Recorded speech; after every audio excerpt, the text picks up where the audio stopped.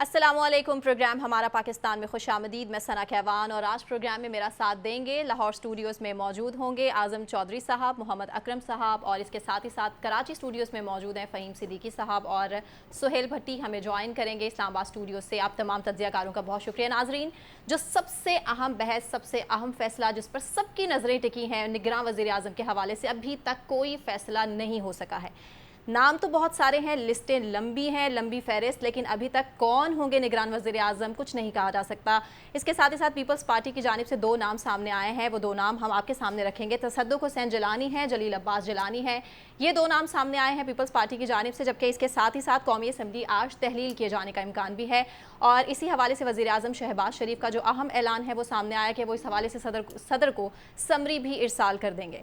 सवाल इससे रिलेटेड हमारा ये है कि निगरान वज़ीर आज़म की तैनाती जो कि एक दो रोज़ में हो तो जाएगी, लेकिन सवाल अहम है और वो यही है कि कितने अरसे तक के लिए ये तैनाती होगी। आज़म साहब, आप ही की जानिब आऊँगी। सबसे पहले आपसे पूछ लेते हैं, कितने अरसे तक रहेगी ये तैनाती?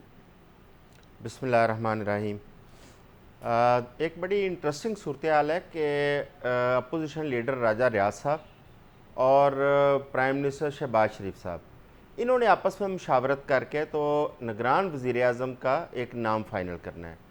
अब आप देखें कि कल बड़ी हैरानगी की बात थी कि कल जो अपोजिशन लीडर हैं राजा रियाज साहब, उनके पास वक्त नहीं था प्राइम मिनिस्टर से मिलने का जी। आज उन्होंने ये बात किया है कि आज हो सकता है कि उनकी प्राइम मिनिस्टर से मुलाकात हो और उनका ये भी कहना है कि हम एक नाम पे मुत्फिक हो सकते हैं। जी। अब ये इस वक्त हमें एक इख्तलाफ की सूरत हाल दिखाई जा रही है कि शायद इन दोनों में एक नाम पे इख्तलाफ राय आ सकता है, लेकिन चंद दिनों बाद सितंबर के आगाज़ में राजा रियाज साहब फैसलाबाद के अंदर एक जलसा करेंगे जहां मरियम नवाज साहिबा जाएंगी और राजा रियाज साहब की बाकायदा वहाँ से इंतखाबी सियासत का आगाज़ होगा।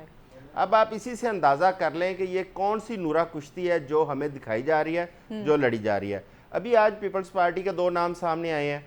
चीफ जस्टिस, साबिक चीफ जस्टिस हैं तसद्दुक़ जिलानी साहब और उनके भाई हैं जलील जिलानी साहब, जो कि साबिक सेक्रेटरी खारजा भी रह चुके हैं और अमेरिका के अंदर वो सफ़ीर भी रह चुके हैं पाकिस्तान के। ऐसे ही अब मुस्लिम लीग नून की जानिब से भी नाम आएंगे, उसके बाद राजा रियाज साहब की जानिब से भी नाम आएंगे। देखिए, नाम बहुत सारे इस वक्त जो फ्लोट कर रहे हैं, जो सुन रहे हैं हम, उनमें आप देखें हफीज़ शेख साहब का नाम आया था, उनमें इशरतुल अब्बास साहब का नाम आया था, जिस पर काफ़ी हद उसमें बहुत सारी राय अभी भी था। लेकिन ये जिस किस्म की इनकी पीडीएम की गवर्नमेंट थी, जिस तरह ये इकट्ठे मिलकर ये चला रहे थे, मैं समझता हूँ कि इसमें इख्तलाफ राय की ज़रूरत नहीं थी। इनको तो बहुत पहले से डिसाइड कर लेना चाहिए था कि फ़लाँ बंदे को हम निगरान वज़ीर आज़म बनाने जा रहे हैं। लेकिन मुझे जो समझ आ रही है, जो इन तमाम हालात को देखते हुए, मेरा ख़्याल है कि इनके अपने दायरा इख्तियार में नहीं है निगरान वज़ीर आज़म का नाम फ़ाइनल करना या निगरान काबीना का नाम फ़ाइनल करना।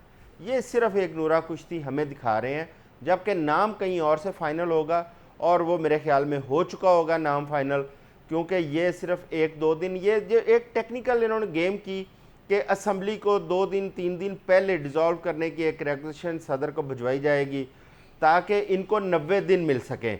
वो अगर असम्बली अपना टेन्योर पूरा करती, फिर 60 दिन के अंदर अंदर आइनी तौर पर जो इलेक्शन कमीशन था वो बाउंड था कि उसने इंतखाबात करवाने थे। ये सिर्फ टाइम गेन करने का एक नया आप समझे कि हरबा है जिसको इस्तेमाल किया जा रहा है। डिले टैक्टिक्स हैं जो एक के बाद एक सामने आते जा रहे हैं। ठीक है, मोहम्मद अकरम साहब, आपसे पूछ लेते हैं, आप इत्तफाक करते हैं आज़म साहब की इस बात से, और सवाल हमारा वही है कि निगरान वज़ीर आज़म एक या दो रोज़ तक सामने आ जाएगा नाम, तैनाती सबसे बड़ा सवाल ये है कि उनकी कब तक रहेगी? जी देखिए, जैसे उन्होंने बहुत आज़म साहब ने अच्छा लफ्ज़ इस्तेमाल किया नूरा कुश्ती का, और ये वाक़तन एक नूरा कुश्ती का ही अमल नज़र आ रहा है। नॉर्मल हालात में निगरान वज़ीर आज़म जो हैं वो 60 या 90 दिन के लिए आते हैं, और ये इसके अंदर कोई ऐसा तूफ़ान खड़ा नहीं होता था। आप देखिए, बेशुमार दफ़ा पाकिस्तान के इलेक्शंस हुए हैं, लोग आए हैं और अपना काम समेट के चले गए। तो इस दफ़ा तो ये है कि जानबूझकर अब नॉर्मल हालात पैदा किए जा रहे हैं, एक अनारकी, एक अफरा तफरी की सूरत दिखाई जा रही है। और सबसे अहम बात यह है कि वो जो आपने बात की, ये तो यकीनी है कि निगरान सेटअप आ जाएगा, लेकिन ये गैर यकीनी है कि वो कब तक चलेगा। अभी तक गवर्नमेंट खुद कह चुकी है, राना सनाउल्लाह कह चुके हैं, ख्वाजा आसिफ कह चुके हैं कि 2023 जो है वो इलेक्शन का साल नजर नहीं नहीं आ रहा, है। बिल्कुल। अब अगर पहले से ही आपने ये सोच रखा है कि हमने इलेक्शन जो है वो 2023 में नहीं करवाने, और अगले साल भी अगर आपने 3, 4, 5 महीने का वक्त लेना है, तो फिर ज़ाहिर है ये एक लंबा दुरानी है। लंबा तो दुरानी तो लंबे है, लेकिन दुरानी में सुहेल आप साहब किसको आपको अपना लगता है, हेड ऑफ द कंट्री आप चाहेंगे जो आपके सारे मामला को अच्छी तरह से हैंडल करता रहे? ठीक है, निगरान वज़ीर आज़म पर सवालात उठ रहे हैं कि फैसला नहीं हो पा रहा है, इलेक्शन पर फैसले उठ रहे हैं कि फैसला नहीं हो पा रहा है। सुहेल साहब, आपको लगता है कि जो वज़ीर आज़म, निगरान वज़ीर आज़म का नाम सामने आ भी जाता है, तो आपको लगता है कि कुछ अरसे नहीं, 1 साल नहीं, या इससे आगे भी गेम जा सकती है? क्योंकि इलेक्शन होते तो दिखाई नहीं दे रहे। राना साहब तो ये कह रहे हैं, जबकि ख्वाजा साहब ये कह रहे हैं कि हो भी सकते हैं। सना, देखिए मामला ये है कि सबसे पहले इस सवाल का जवाब देने से पहले हमें देखना होगा कि अप्रैल 2022 के बाद बेशुमार ऐसे इकदाम हुए जिनकी भले आइन और कानून में कोई गुंजाइश नहीं थी, लेकिन उसके बावजूद मुल्क की तारीख के अंदर एक नए रिकॉर्ड कायम हुए, जिसकी मैं आपको एग्जांपल देना चाहूँगा कि पंजाब के अंदर जब पंजाब असम्बली तहलील हुई तो उसके बाद 90 दिन के अंदर इलेक्शन हर सूरत होने चाहिए थे, उससे ज़्यादा गुंजाइश नहीं थी। सुप्रीम कोर्ट ऑफ पाकिस्तान के डायरेक्शन के बावजूद, फैसले के बावजूद हमने देखा कि वहाँ पर इंतखाब ना हो सके। खैबर पख्तूनख्वा की भी यही सूरत हाल है। आइन में गुंजाइश ना होने के बावजूद खैबर पख्तूनख्वा की जो निगरान गवर्नमेंट है उसका भी जो दुरानिया है वो इस हद तक तूल हो चुका है पंजाब की तरह, जिसकी पहले इसकी कोई एग्जाम्पल या मिसाल इसके हमें नहीं मिलती। इसी तरह और बहुत से इकदाम हुए। तो इस वक्त सूरत हाल ऐसी है कि जो लगता अब यही है कि अगरचे कि आज डिवाइस जानी है प्राइम मिनिस्टर शहबाज शरीफ की तरफ से, जिसके मुताबिक 90 दिन के अंदर हर सूरत इलेक्शन होने चाहिए, लेकिन ज़मीनी हक़ाइक़ इससे बरक्स हैं। अगरचे कि आज सेनेट ऑफ पाकिस्तान में करारदाद भी मंजूर की गई है, जिसमें जमात इस्लामी के सेनेटर मुश्ताक साहब की जानिब से एक बड़ा अच्छा इनिशिएटिव लिया गया, जिसमें कहा गया है इस करारदाद के अंदर कि आइन के आर्टिकल 224 के तहत जो इलेक्शन का मुकर्रर वक्त है उसके अंदर हर सूरत इंतखाबात होने चाहिए। लेकिन ऑन ग्राउंड सूरत हाल इससे बिल्कुल मुख्तलिफ है। वज़ीर दिफा ख्वाजा आसिफ साहब का बयान अपनी जगह के ऊपर, लेकिन अमली तौर के ऊपर कोई ऐसे इकदाम नहीं हैं जिसके नतीजे में हम ये कह सकें कि 90 दिन के अंदर इलेक्शन हो जाएंगे। जब मुल्क का वज़ीर दाखिला कह रहा हो कि उन्हें साल 2023 इलेक्शन का साल दिखाई नहीं दे रहा, तो फिर इलेक्शन होने का सवाल कैसे पैदा हो सकता है? बुनियादी तौर के ऊपर मामला ये है कि जिस किस्म के इकदाम किए जा रहे हैं, और इसके साथ जैसा कि आज शहबाज शरीफ साहब ने कौमी असम्बली के आखिरी इजलास से खिताब भी कहा कि 13 जमातों का इत्तेहाद था। मुल्क की तारीख में पहली मरतबा ये 13 जमातें इकट्ठी हुई, ये एक नया रिकॉर्ड बना। लेकिन इस नए रिकॉर्ड बनने के साथ साथ उन्होंने कई दीगर रिकॉर्ड भी बनाए, कई नए अनोखे कारनामे हुए। तो वो अब चीज़ें इस नहज पर जा चुकी हैं कि वो आइन के अंदर वक्त मौजूद है। इलेक्शन कमीशन ऑफ पाकिस्तान की भी जिम्मेदारी है, आज सेनेट ऑफ पाकिस्तान से करारदाद भी मंजूर हो चुकी, लेकिन उसके बावजूद इलेक्शन होते हुए 2023 में दिखाई नहीं दे रहे। अब सवाल यह है कि फिर आखिर कब तक? उसका भी मुख्तलिफ सर्कल में जब हम सवाल करते हैं, मुख्तलिफ हल्कों से आपकी इंटरेक्शन होता है, किसी के पास इस सवाल का कोई हतमी जवाब नहीं है। एक जवाब ज़रूर मिलता है कि शायद फरवरी में इलेक्शन हो जाएं या मार्च के पहले हफ्ते में हो जाएं, इसलिए कि सेनेट ऑफ पाकिस्तान के मार्च 2023 से इलेक्शन ड्यू होंगे।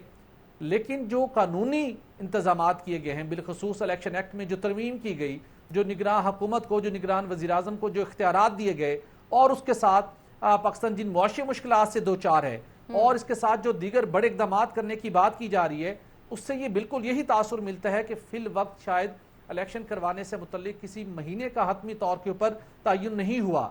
हालात बेहतर होंगे, सियासी हालात की किस करवट बैठेंगे, मुआशी इक़दाम हो चुके होंगे, तो उसके बाद ही शायद ये फैसले किए जाएंगे। तो मेरा ख्याल है हम सबको ज़हनी तौर पर इस लिहाज से तैयार होना होगा कि इलेक्शन आईन पाकिस्तान में मुद्दत दर्ज होने के बावजूद, जैसे पंजाब और खैबर पख्तूनख्वा के अंदर मुकर्रर वक्त में इलेक्शन नहीं हो सके, कौमी असम्बली के भी इलेक्शन होते दिखाई नहीं दे रहे। और अगरचे के सेनेट ऑफ पाकिस्तान से आज करारदाद मंजूर हुई है, लेकिन उसके ऊपर अमल दरामद होगा ये नहीं, ये एक बहुत बड़ा सवाल है। लेकिन ज़मीनी हक़ाइक़ ये इशारा दे रहे हैं कि 90 दिन के अंदर इलेक्शन किसी सूरत नहीं हो सकेंगे। ठीक है फ़हीम साहब, आप ही की जानिब आएंगे। 16 माह की कारकर्दगी क्या हुकूमत की काफ़ी नहीं थी कि अभी भी डिलेट्स उनको अपनाने पड़ रहे हैं, और निगरान वज़ीर आज़म के नाम पर एक डेडलॉक है, समझ नहीं आ रहा कि क्या होना चाहिए। और वही बात कि तैनाती रहेगी भी तो कब तक रहेगी, क्योंकि इलेक्शन तो होते दिखाई नहीं दे रहे। सना, देखें मेरे ख्याल में तो वज़ीर आज़म का नाम इतनी आसानी से अभी फाइनल नहीं होगा।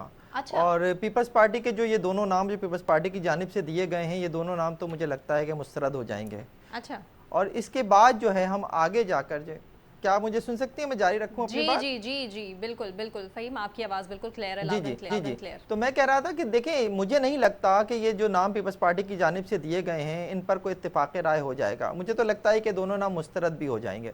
लेकिन असल बात यह है कि आखिर जल्दी इलेक्शन की ज़रूरत क्या है? क्यों चाहिए हमें जल्दी इलेक्शन? क्यों हम ये बात कर रहे हैं कि जनाब ठीक है, आइन में जो वक्त दिया गया उसके तहत इलेक्शन हो जाए, सेनेट में आज करारदाद भी मंजूर हो गई।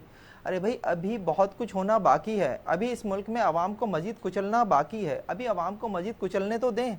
अभी जो आपने IMF से मुआहदे किए हैं उनका असर जो आपने आज भी देख लिया कि मजीद जो है वो बिजली की कीमतों में इजाफा कर दिया गया है, उसके बाद आखिर कैसे मुमकिन है कि आप जो है वो सारे इकदाम जो IMF ने आपसे कराने हैं वो कराए बगैर आप जो है वो जाकर इलेक्शन में चले जाएंगे? ये पॉसिबल नहीं है।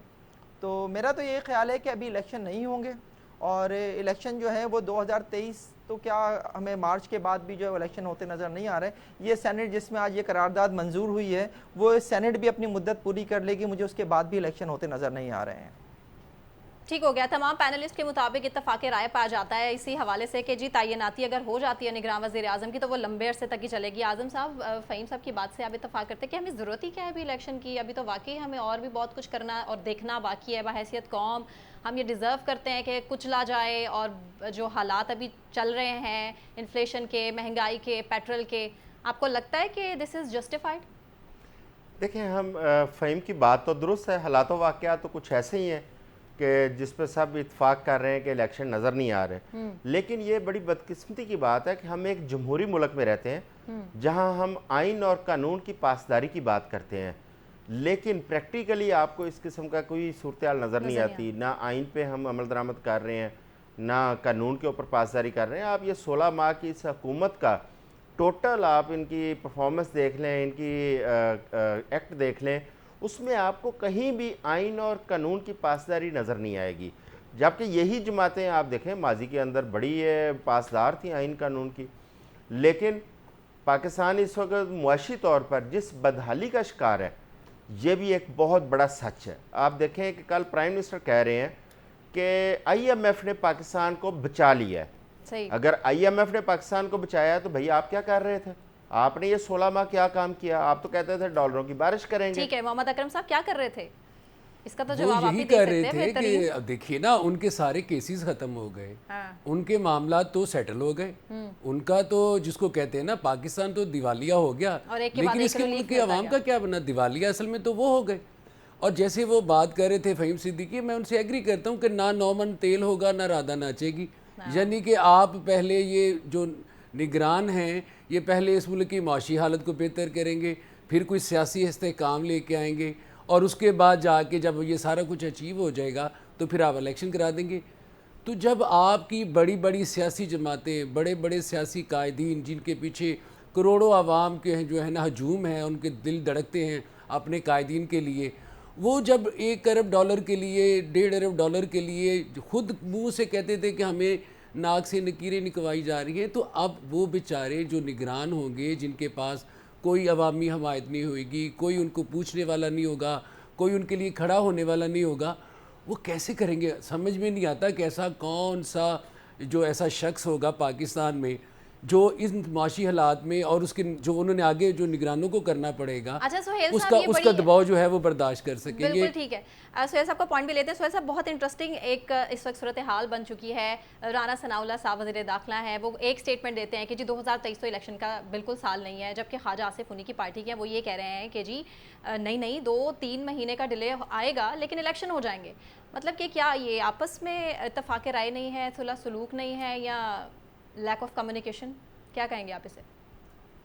अच्छा सना, मुस्लिम लीग नून के अंदर इस वक्त बहुत दिलचस्प सूरत हाल बनी हुई है। बुनियादी तौर के ऊपर ना मुस्लिम लीग नून के कुछ ऐसे वुज़रा जो सियासत से तौबा तायब हुए बैठे हैं या किनारा कशी करने की तैयारी किए हुए हैं, और कुछ ऐसे सीनियर रहनुमा भी मौजूद है जिनकी तरफ से आने वाले दिनों में मुस्लिम लीग नून से बाज़ाब्ता अलहदगी का ऐलान करते हुए एक नई पार्टी भी तश्कील दी जा सकती है। अच्छा, ये ऐसी 3 किस्म सूरत के हाल लोग है? यहाँ पर मौजूद हैं।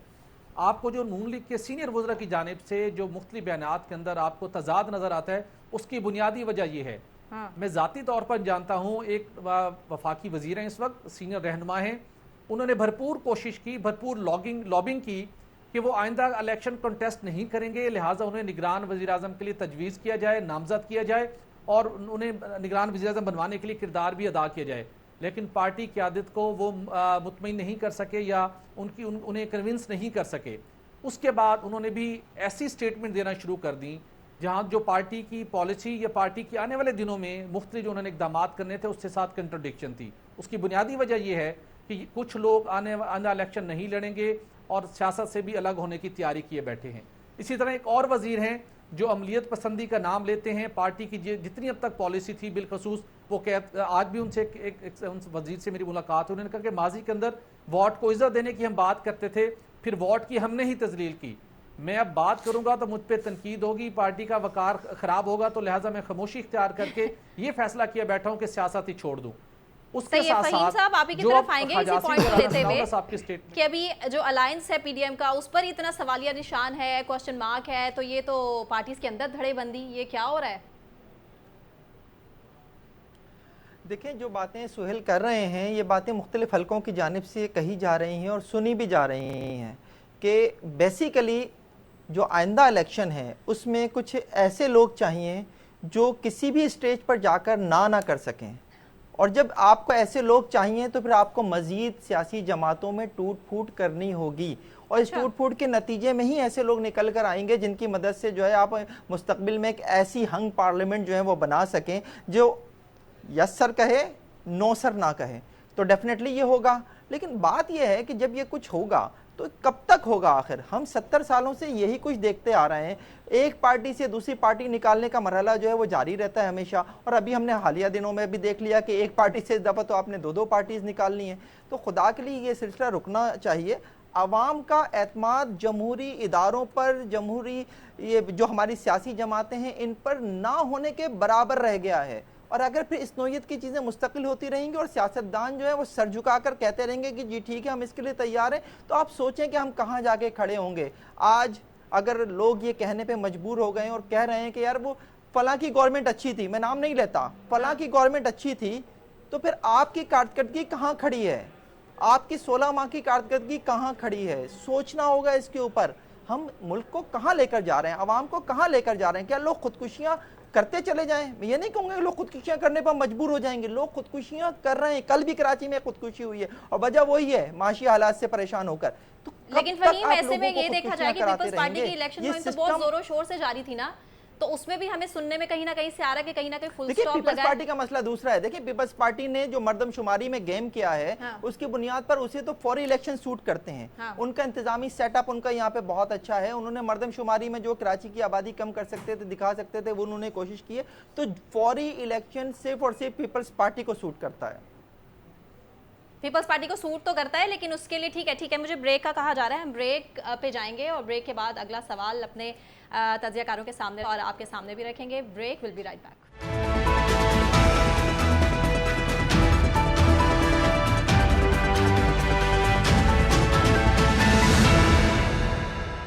वेलकम बैक नाजरीन, और अब हम दूसरा सवाल, अहम सवाल जो कि अपने तज्जियाकारों के सामने रखेंगे और सोशल मीडिया अकाउंट्स के ज़रिए आपके सामने भी मौजूद होगा। बहुत ही इंटरेस्टिंग जो इस वक्त सिचुएशन हो चुकी है पाकिस्तान की सियासत में, वो ये कि माइनस पीटीआई चेयरमैन की कोशिश, और इससे जो रिलेटेड सूरत हाल ये है कि पीटीआई चेयरमैन एक के बाद एक मुश्किलात का शिकार, एक केस से निकलते नहीं कि दूसरा केस उनके सर पर, और सूरत हाल अब ये है कि 5 साल के लिए इलेक्शन कमीशन ने उन्हें नाअहल करार दे दिया है। तोशा खाना केस की जो सज़ा है वो काट रहे हैं जेल में, और अगर देखा जाए 2018 की जो सूरत हाल है नवाज़ शरीफ की, इसी से मिलती जुलती थी, सूरत हाल कुछ ऐसी ही थी। इसीलिए जो अपने माहिरीन के सामने हम सवाल रख रहे हैं इससे रिलेटेड, वो यही सवाल है कि क्या चेयरमैन तहरीक-ए-इंसाफ की सियासत में भी वापसी मुमकिन होगी?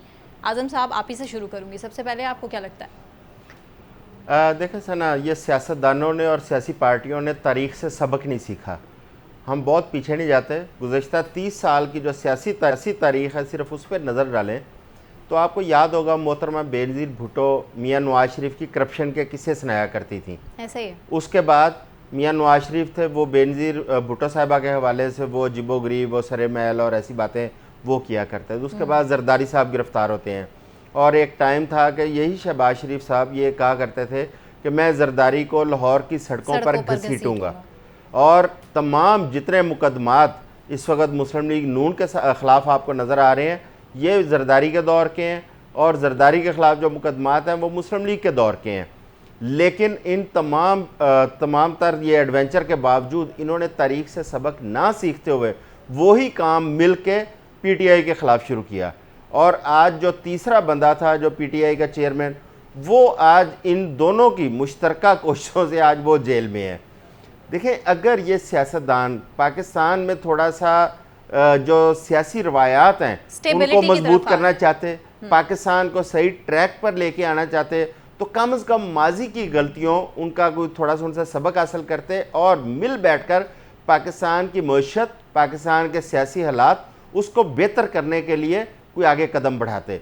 लेकिन आप 2 दिन पहले देखें, 3 दिन 4 दिन पहले आप पीछे चले जाएं तो मियाँ शहबाज शरीफ साहब वो इमरान खान की गिरफ्तारी को लेकर बड़े परेशान थे कि गिरफ्तार क्यों नहीं हो रहा।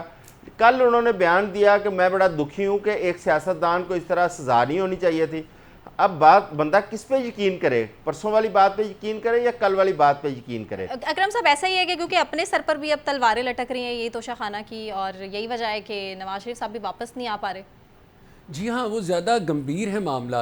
अगर आप इनका अभी तक आपको याद होगा कि लाहौर हाई कोर्ट ने 1981-82 से इनका रिकॉर्ड तलब किया हुआ है जो अभी तक नहीं आया। तो ये इनके जो जिसको कहते हैं ना कि इनके तो अलमारियों में बहुत ज़्यादा वो राज छुपे हुए हैं, वो ऐसी चीज़ें छुपी हुई हैं। तो ये इनके लिए बहुत अलार्मिंग होगा जो इन्होंने रास्ता चुन लिया है। अब अगर दूसरी बात जो है ना डिस्क्वालिफिकेशन जो इलेक्शन कमीशन ने किया है, ये जो चेयरमैन PTI ये डिस्क्वालीफाइड उस वक्त तक है जब तक कि ये जो है उसका सेशन कोर्ट का जो फैसला बरकरार है। जब ये फैसला कालअदम करार दे दिया जाएगा या सस्पेंड कर दिया जाएगा तो ये जो नाअहली है वो उस वक्त ख़त्म हो जाएगी या मुअत्तल हो जाएगी।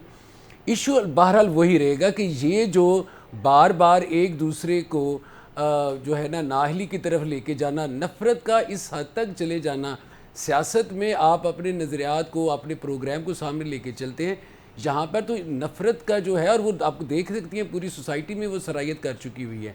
तो ये नुक्ता आगाज़ अगर हम देखें जो हम लोगों ने अपना करियर जब शुरू किया था तो हमें तो 88 से नज़र आता है। उससे पहले ज़ियाउल हक का ज़माना था और पीपल्स पार्टी के साथ जो किया गया, पीपल्स पार्टी के वर्कर्स के साथ जो किया गया, ठीक है वो सबके सामने। लेकिन और उसके बाद जो बेनज़ीर भुट्टो साहबा के साथ हुआ और उसके बाद जो नवाज शरीफ और बेनज़ीर भुट्टो, हम लोगों की तो सारी जो जवानी का वक्त था तो ये लड़ाइयाँ देखते गुजर गई और अभी भी हम उससे बाहर नहीं आ पाए। एक के बाद एक मित्र है। अकरम साहब जल्दी से मुझे शॉर्ट आपका पॉइंट चाहिए, आप मुझे बताइए आपको लगता है कि 2023 का जो इलेक्शन होगा PTI में इस टाइम जो PTI चेयरमैन है उनकी गैर मौजूदगी में PTI को सरप्राइज़ देगी?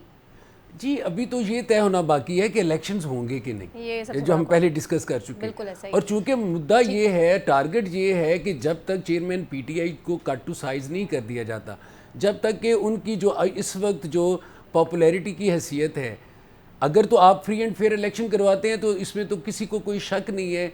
आप किसी से भी पूछ ले तो वही कहेगा कि जी PTI जीत रही है। जब तक वो लेवल प्लेइंग फील्ड का मतलब तो ये था कि उनको कट टू साइज किया जाए, उनकी पॉपुलैरिटी खत्म की जाए और उसके बाद जो है इलेक्शन मैं लूंगी आपका भी पॉइंट। अकरम साहब आपकी जानिब भी आऊंगी, लेकिन मुझे फ़हीम के पास जाना है। मैं उन्हीं से पूछ लेती हूँ कि इससे से रिलेटेड जो बिलावल का बयान भी सामने आया था कि अब जो 30 साल सियासत है हमारे बड़ों ने जो कर ली सो कर ली, अब आने वालों के लिए थोड़ा सा जो हल्का हाथ रखें।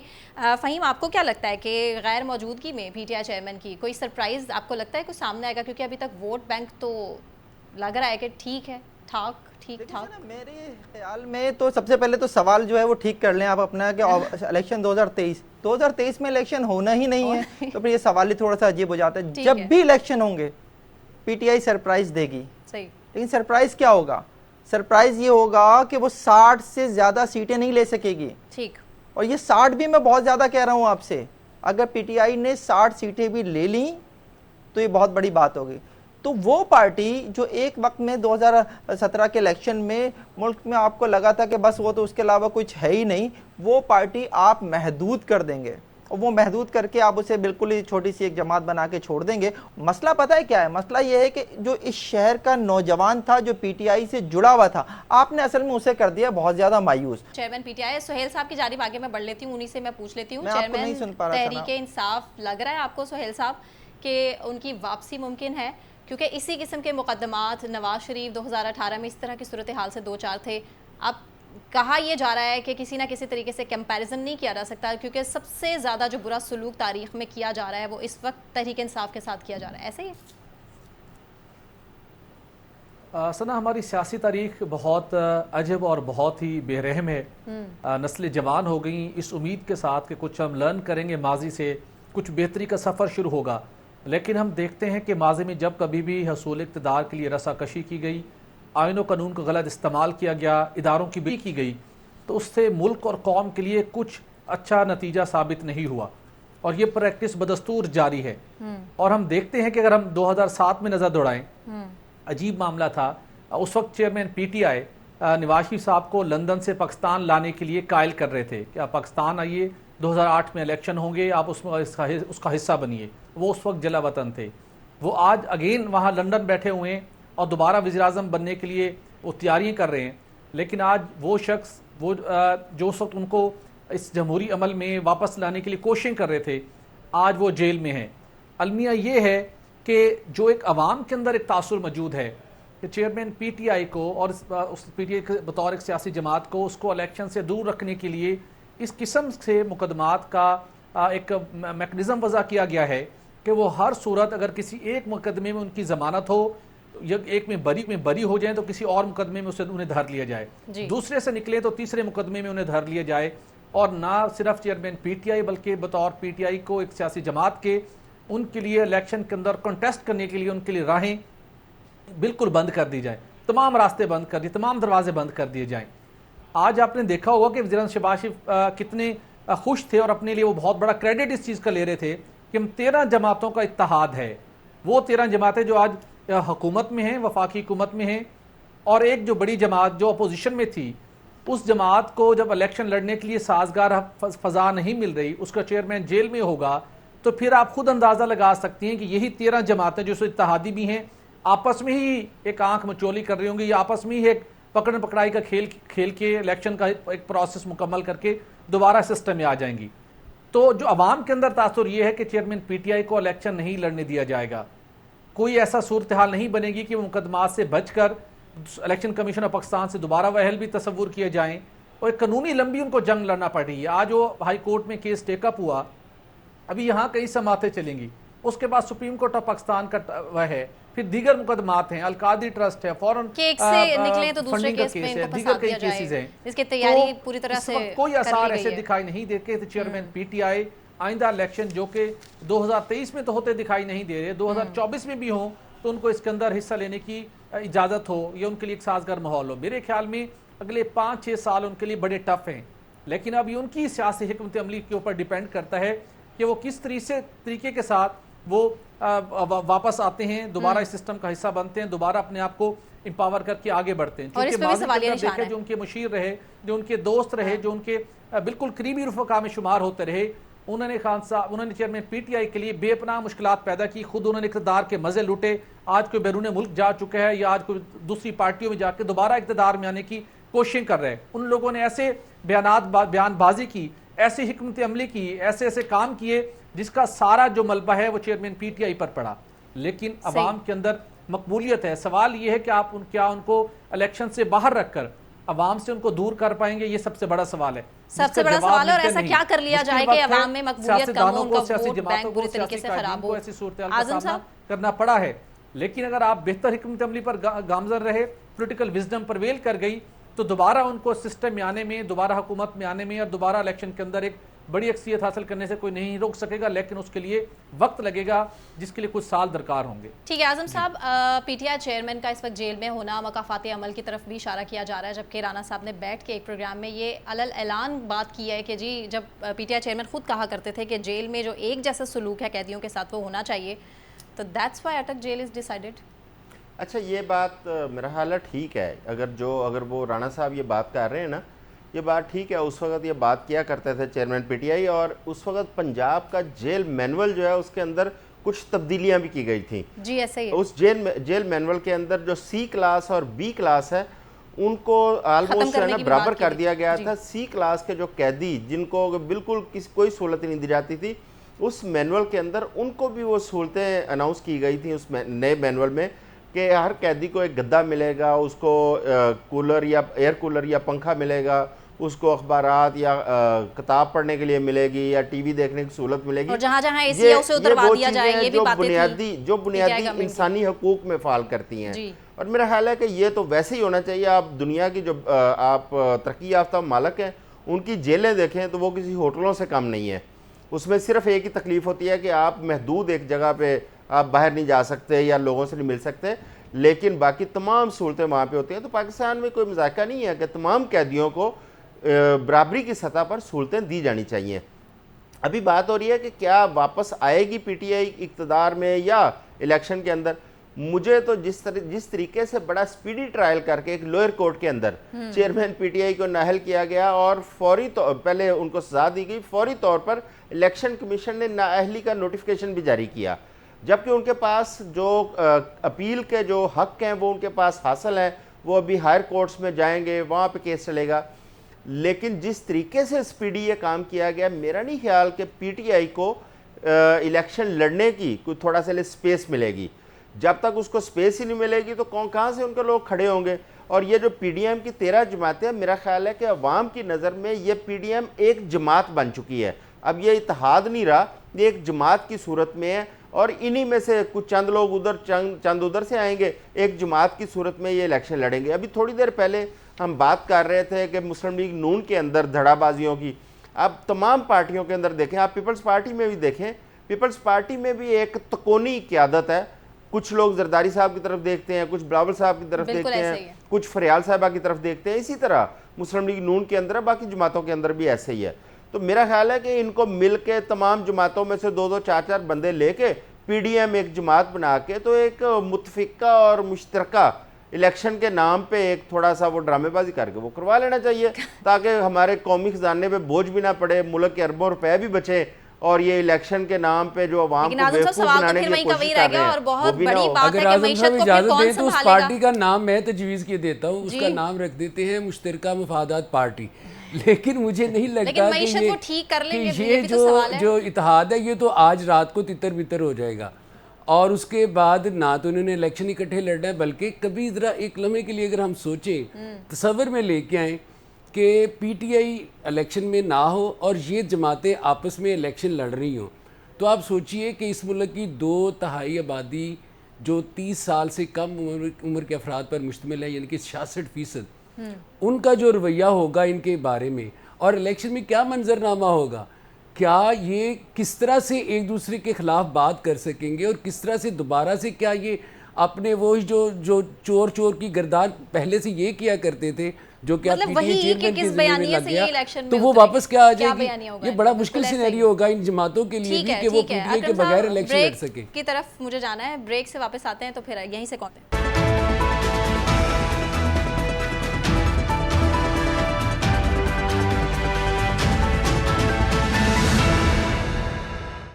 वेलकम बैक नाजरीन। आगे बढ़ेंगे और आपको बताएं आज का आखिरी सवाल जो पैमरा तरमीमी बिल से रिलेटेड है। सेनेट में मंजूर कर लिया गया है ये बिल जो कि पेश किया आज मरियम औरंगजेब ने।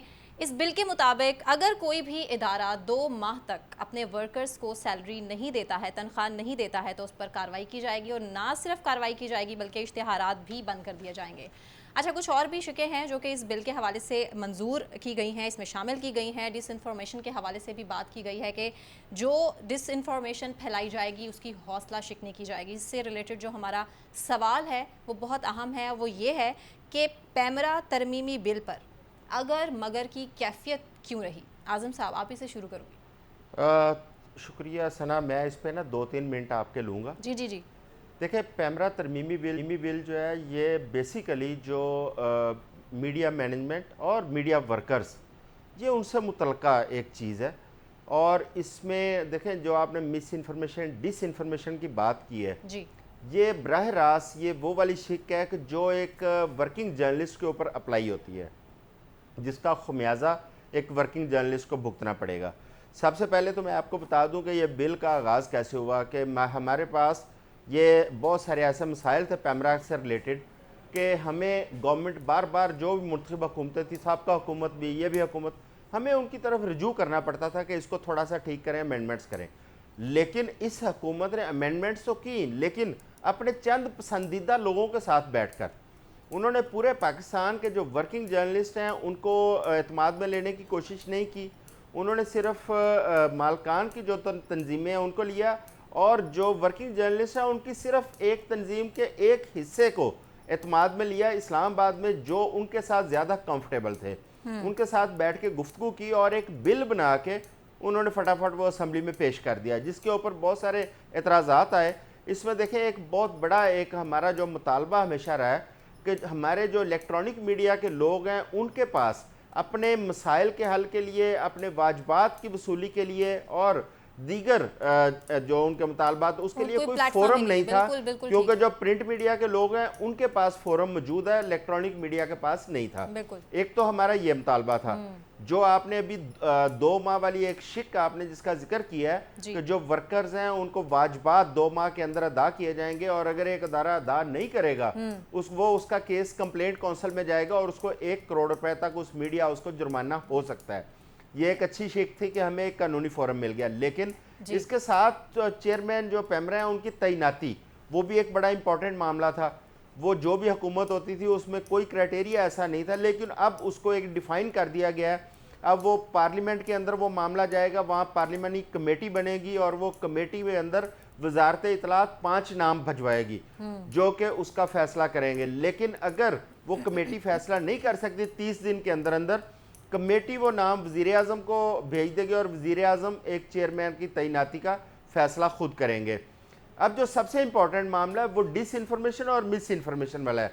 अभी भी मैं समझता हूँ कि उसके ऊपर एक सैर असल गुफ्तगू की ज़रूरत है और उसमें मज़ीद तरमीम करने की ज़रूरत है। अभी हम जो गुफ्तगू कर रहे हैं, अगर पैमरा का दिल चाहे तो किसी भी जगह पे हमें डिस इन्फॉर्मेशन और मिस इन्फॉर्मेशन में हमें फिक्स किया जा सकता है। उसको प्रॉपर एक डेफिनेशन की ज़रूरत है ताकि जो वर्किंग जर्नलिस्ट है उसके ऊपर जो एक तलवार लटकाई गई है वो हमेशा के लिए ख़त्म हो और एक इत्मीनान के साथ वो वर्किंग जर्नलिस्ट अपना काम कर सके। आपका फ़हीम के पास मैं जाऊंगी, इसको मजीद एलैबोरेट आप कैसे करेंगे, मतलब किस तरह से इसकी क्लैरिफिकेशन होगी?